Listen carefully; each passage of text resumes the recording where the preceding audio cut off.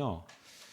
그 사도 바울은 부정적인 상황에서도 기뻐했었던 사람입니다 하는 것입니다. 18절 하반절을 보면 사도 바울이 이렇게 고백해요. 이로써 나는 기뻐하고 또한 기뻐하리라 라고 고백을 하고 계세요. 여기서 보면 기뻐하고는 현재고요. 그리고 기뻐하리라 하는 것은 미래입니다. 그러니까 사도 바울은 나는 지금 기쁘고 그리고 미래에도 나는 기뻐할 것입니다. 이렇게 의지적으로 고백을 하고 계시는 거죠. 그런데 지금 사도 바울이 이렇게 기쁨을 고백하고 계신데 지금 사도 바울이 있는 장소가 어디입니까? 감옥이죠. 빌립보서는 계속 말씀드리지만 그 옥중서신이잖아요. 사도 바울은 감옥이라는 부정적인 상황에 계셨어요. 그럼에도 불구하고 나는 지금 기뻐한다. 그리고 또 앞으로도 나는 기뻐할 것이다. 이렇게 말씀을 하고 계시는 것이죠.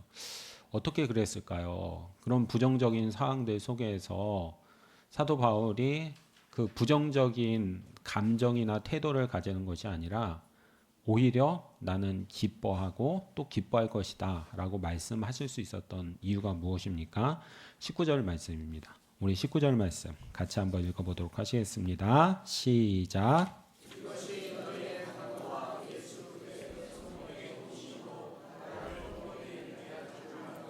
아멘. 사도 바울이 18절에서 나는 기뻐할 것입니다 라고 고백했던 근거가 바로 19절입니다. 무엇입니까? 나를 구원에 이르게 할 것을 제가 알고 있기 때문입니다 하는 것이죠.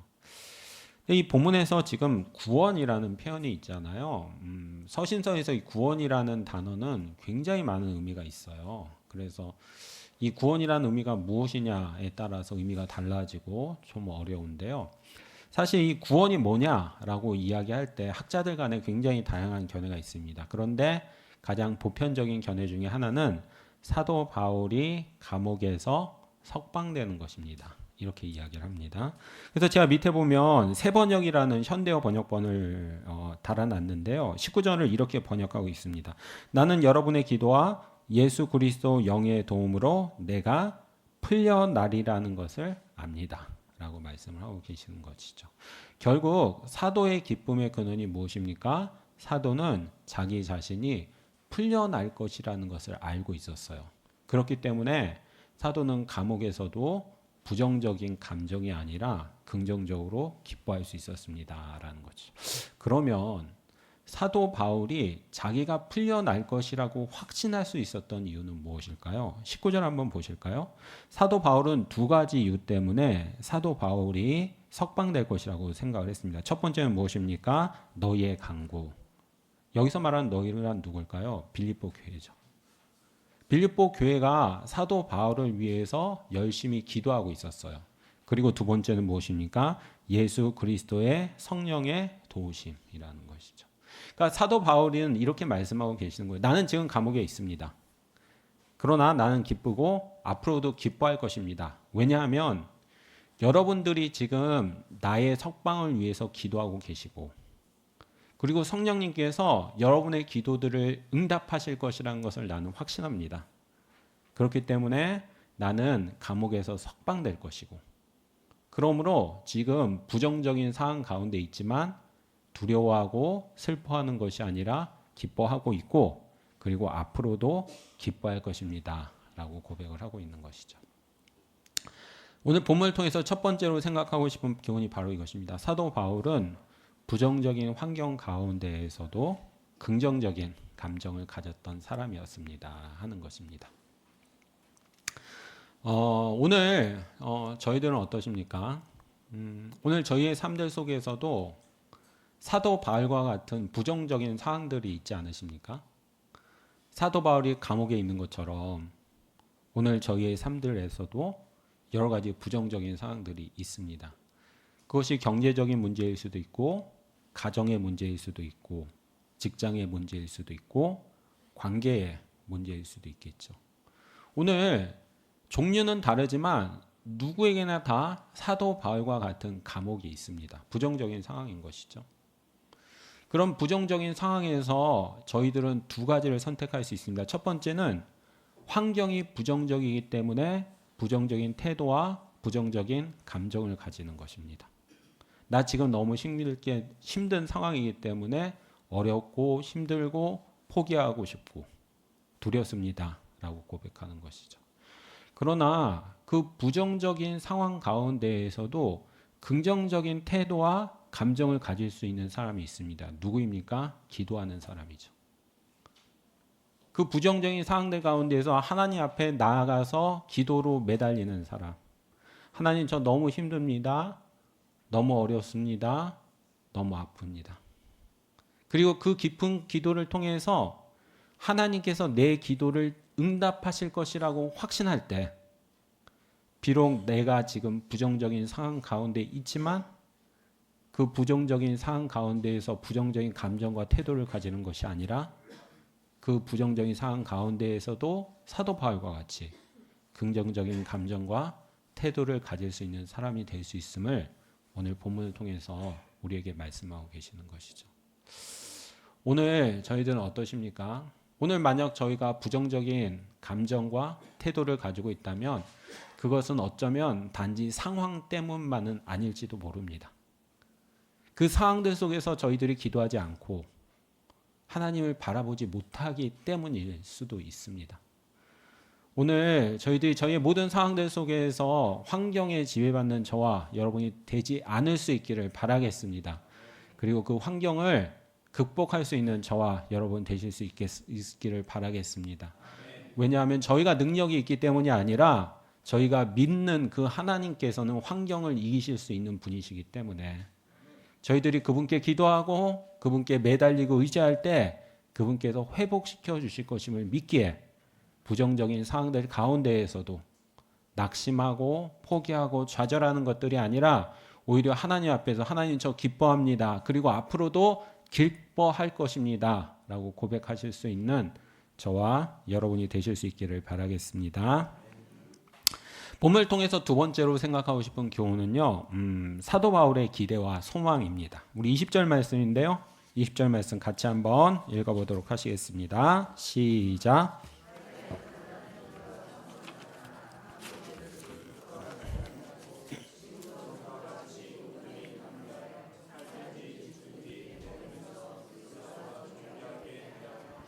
아멘.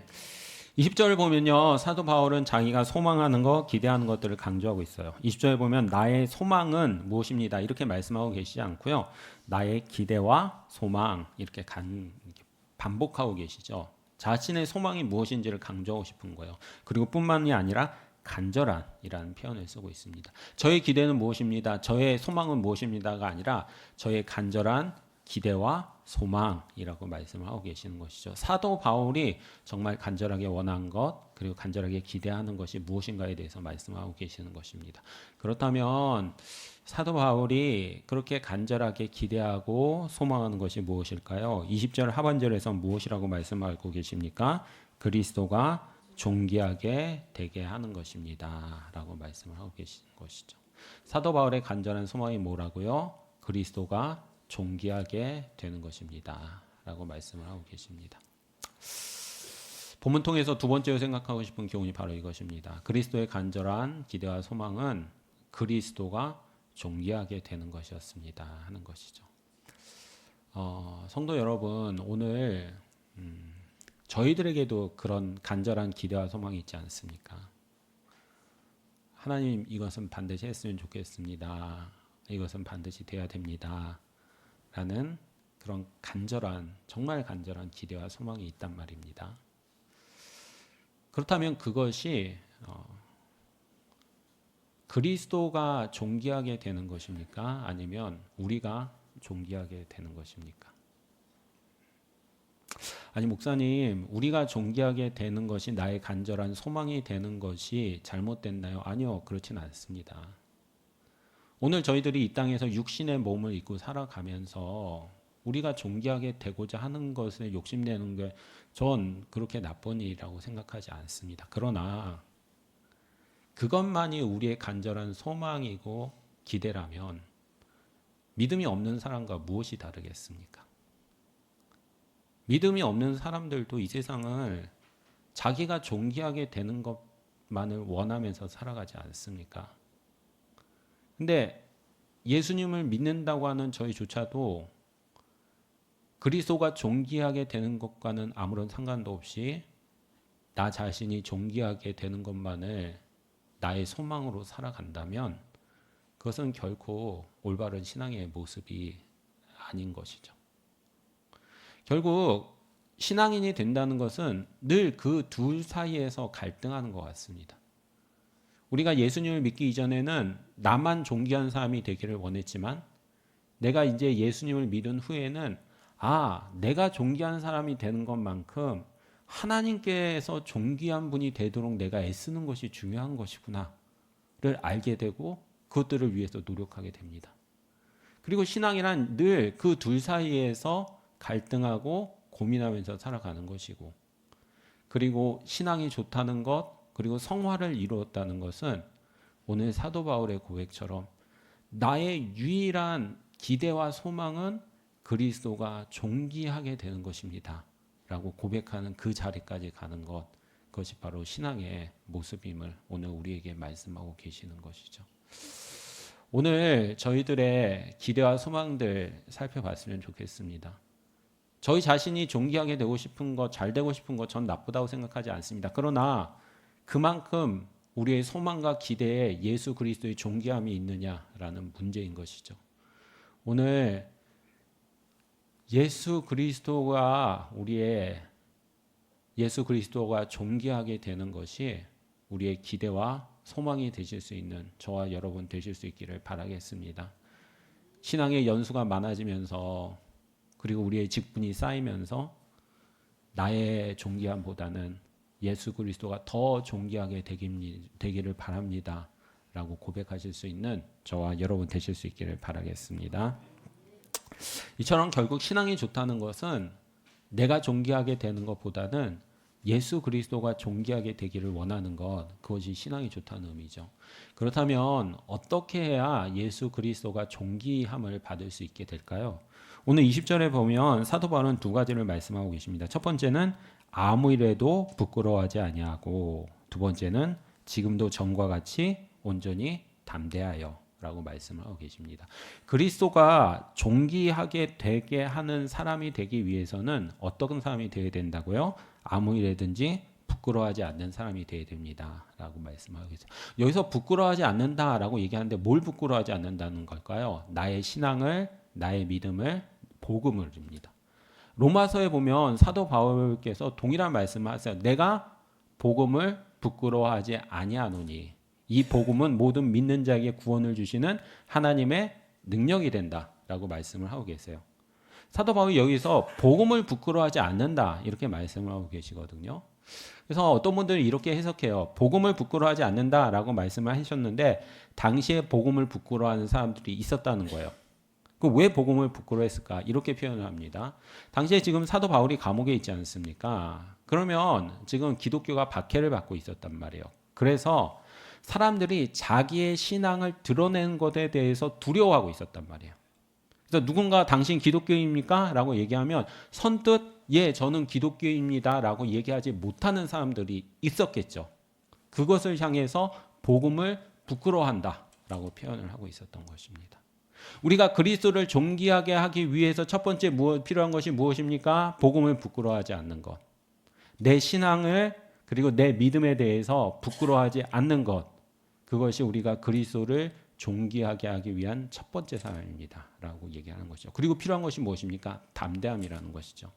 단지 내가 복음을 부끄러워할 뿐만이 아니라 담대함으로 나의 신앙에 대해서, 나의 믿음에 대해서 드러낼 수 있는 사람, 그가 그리스도를 존귀하게 하는 사람이 될 수 있습니다 라고 오늘 본문에서 말씀하고 계시는 것입니다. 우리 전도를 한번 생각해 보시죠. 노방 전도자를 한번 생각해 보십시다. 저희가 전도 날을 정해서 거리에 나가서 전도를 하고 있습니다. 그런데 저희가 노방에서 전도를 하기 위해서 먼저 필요한 것이 무엇입니까? 전도하는 것을 부끄러워하지 않아야 되겠죠. 많은 분들이 전도하는 것에 대해서 부끄러워하는 마음들이 있단 말이에요. 거절당하는 것에 대해서 두려워하는 마음들이 있어요. 그래서 전도하지 못하는 거예요. 먼저 전도를 하기 위해서는 부끄러워하는 마음이 없어야 됩니다. 그리고 또 필요한 게 무엇이에요? 담대한 마음이죠. 내가 저 사람에게 전하겠다. 그리고 저 사람이 만약에 내 복음을 듣지 않고 거절한다고 해도 나는 괜찮다라는 그 담대한 마음이 있을 때 전도자가 될 수 있는 거죠. 오늘 우리가 그리스도를 존귀하게 하는 사람이 되기 위해서도 마찬가지예요. 첫 번째는 복음에 대해서 두려워하지 않아야 돼. 나의 신앙에 대해서 드러내는 것에 대해서, 나의 믿음에 대해서 드러내는 것에 대해서 두려워하지 않아야 된다는 것이죠. 그것을 두려워하는데 어떻게 저희가 그리스도를 존귀하게 하는 삶을 살고 있겠습니까? 오늘 저희들은 저희 주변에 내 신앙에 대해서 드러내고 계십니까? 청소년들은요, 식사할 때 기도하는 것에 대해서 굉장히 부끄러워해요. 두려워해요. 다른 사람들이 날 뭐라고 볼까? 나를 어떻게 생각할까?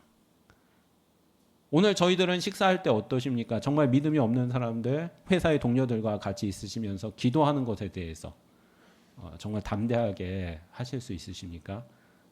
그것이 바로 복음을 부끄러워하지 않는 것입니다. 그리고 단지 그것뿐만이 아니라 나아가서 담대한 마음인 것이죠. 내가 매 믿음대로 행할 때 나에게 두려운 일이 생길 수 있을지도 모르지만 하나님께서 도와주실 거야.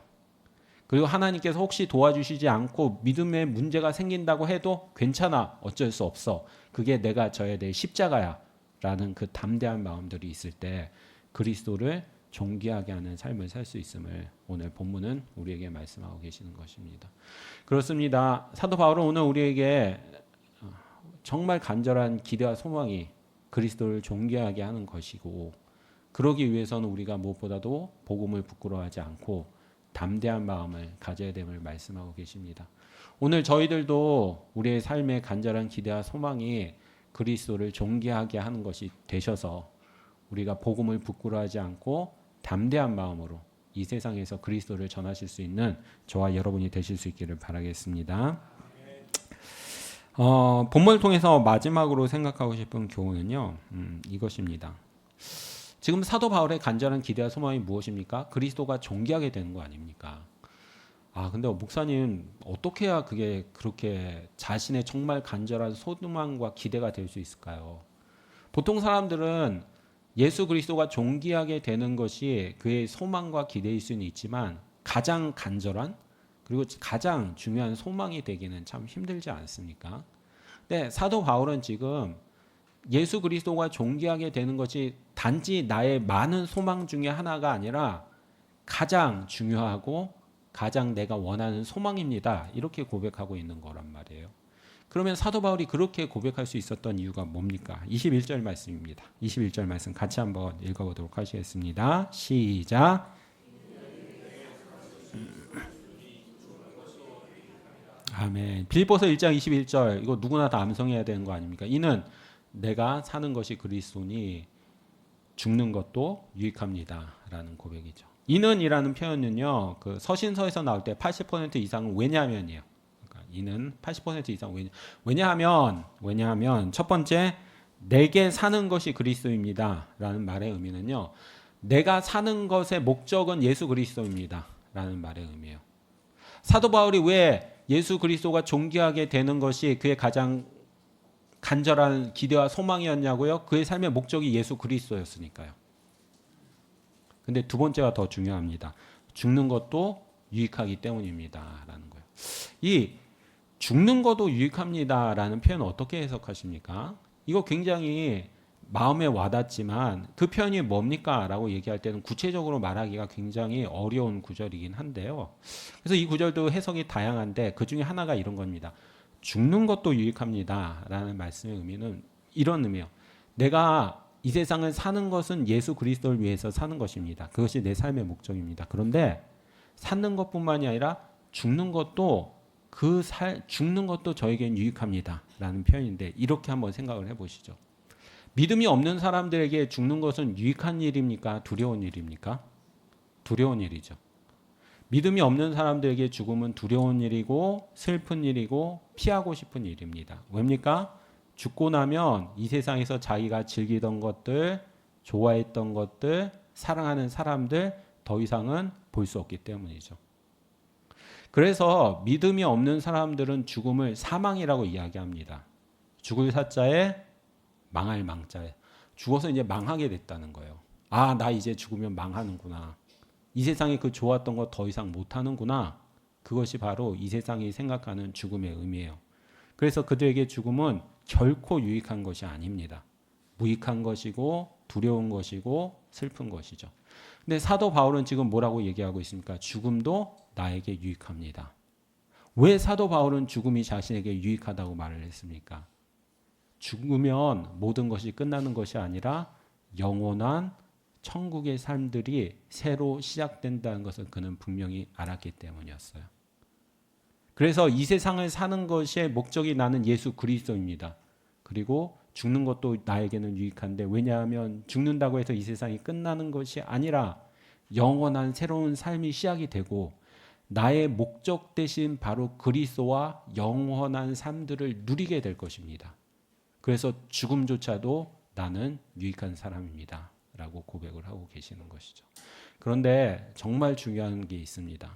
그건 사도 바울이 죽음조차도 자신에게 유익하게 되었었던 이유가 무엇입니까? 그가 열심히 생활했기 때문입니까? 복음을 열심히 전했기 때문입니까? 누구보다도 율법을 잘 지켰기 때문입니까? 그렇지 않습니다. 왜입니까? 예수 그리스도가 그를 위해서 대신 죽었기 때문인 것이죠. 바로 그것입니다. 죽음조차도 사도 바울은 유익한 사람이 되었습니다. 그런데 왜입니까? 그가 무엇인가를 열심히 했기 때문이 아니라 예수 그리스도가 그를 위해서 대신 죽어주셨기 때문에 그는 죽음조차도 유익한 사람이 되었다는 것이죠. 그리고 그것을 알 때 나의 가장 간절한 기대와 소망이 내가 존귀한 사람이 되는 것이 아니라 그리스도를 존귀하게 되는 사람이 되는 이유가 되는 것이죠. 예수 그리스도가 아니었다면 나 역시도 죽음이 비참한 것이고 두려운 것이고 무익하신 것일 수밖에 없었는데, 아무런 공로 없는 나에게 예수 그리스도께서 대신 죽어주시고 나는 단지 믿음으로 그것들을 받아들였기에, 그렇다면 나의 간절한 기대와 소망은 더 이상 내가 존귀하게 되는 것이 아니라 예수 그리스도가 존귀하게 되는 것입니다 라고 고백할 수 있음을 사도 바울이 오늘 우리에게 말씀하고 계시는 것이죠. 사실 그렇지 않습니까? 사람은 누구나 이기적이고 누구나 예수 그리스도를 믿었음에도 불구하고 여전히 부패한 본성을 가지고 있습니다. 그래서 당신의 유일한 소망과 기대는 예수 그리스도가 존귀하게 되는 것입니다 라고 아무리 이야기해도 사람은 그것을 입으로는 받아들일지 모르지만 마음으로는 받아들이지 않습니다. 여전히 자기 자신이 존귀하게 되기를 원하는 것, 그것이 바로 인간의 마음입니다. 그런데 그 마음이 변하여 그리스도가 존귀하게 되기를 원하는 사람이 되는 것에는 바로 이 21절이 있는 것이죠. 이는 내가 사는 것이 그리스도니 죽는 것도 유익합니다. 그것이 내 마음에 박힐 때, 아, 나는 이제 죽는 것도 유익한 사람이 되었구나. 예수 그리스도께서 날 위해서 대신 죽어주셔서 나는 더 이상 지옥에 가는 영혼이 아니라 천국 가는 영혼이 되었구나. 깊이 있게 깨닫게 될 때, 하나님께서 저에게 그렇게 하셨으니 이제는 저의 간절한 기대와 소망이 저의 존귀함이 아니라 그리스도의 존귀함으로 살아갈 수 있는 사람이 되겠습니다 라고 고백하는 바로 그 사람이 될 수 있는 것이죠. 오늘 저희들이 어떻게 이 자리에 와 있는지, 앉아 있을 수 있는지 다시 한번 고민하고 감사할 수 있는 저와 여러분 되실 수 있기를 바라겠습니다. 신앙의 연수들이 지나게 되면 예배를 드리는 것이 마치 공로처럼 생각이 될 때가 있습니다. 더구나 오후 예배는 더 그렇지 않습니까? 많은 사람들이 오전 예배만 드리고 자신이 하고 싶은 일들을 찾아서 다 떠나가는데 저희들은 이 자리에 남아있지 않습니까? 그래서 이것 자체를 공로처럼 생각하고 저희들이 하나님 앞에서 무엇인가를 한 것처럼 생각할 때가 참 많습니다. 그런데 생각해 보십시오. 하나님께서 구원하시지 않았다면 저희들이 어떻게 이 자리에 앉아 있을 수 있겠습니까? 하나님께서 저희들에게 마음을 부어주시지 않았다면 어떻게 오후 예배까지 앉아 있을 수 있겠습니까? 그것은 저희의 공로가 아니라 하나님의 은혜임을 다시 한번 나타내는 것이고, 그리고 그때 그 하나님의 존귀함을 위해서 살아갈 수 있는 사람이 되는 것입니다. 오늘 저희들이 가야 할 자리가 그렇습니다. 나의 존귀함이 아니라 하나님의 존귀함입니다. 하나님, 저는 그렇지만 여전히 하나님의 존귀함과 나의 존귀함 사이에서 갈등하고 있습니다. 내가 받은 구원이 얼마나 더 큰지 알게 하셔서 하나님께서 날 구원하기 위해서 하신 일이 무엇인지를 알게 하셔서 저희가 스스로 제가 하나님의 존귀함을 위해서 살겠습니다 라고 고백하실 수 있는 저와 여러분이 되실 수 있기를 바라겠습니다. 우리 이 시간 같이 한번 기도하시죠.